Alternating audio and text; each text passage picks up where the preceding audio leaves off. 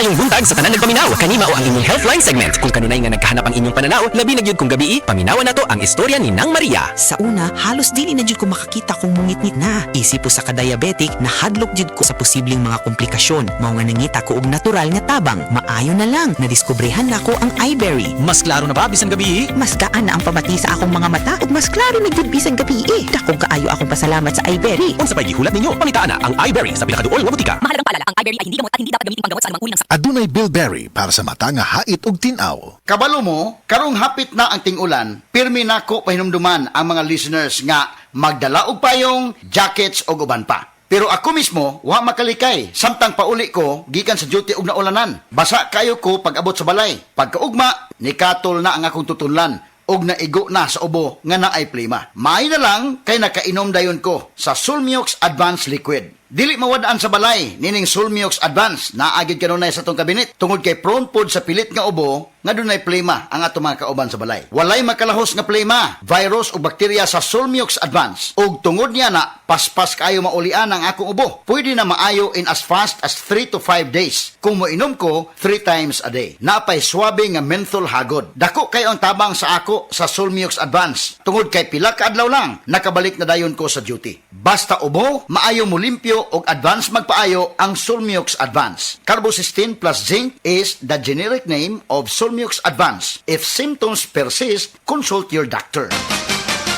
Sports ngayon.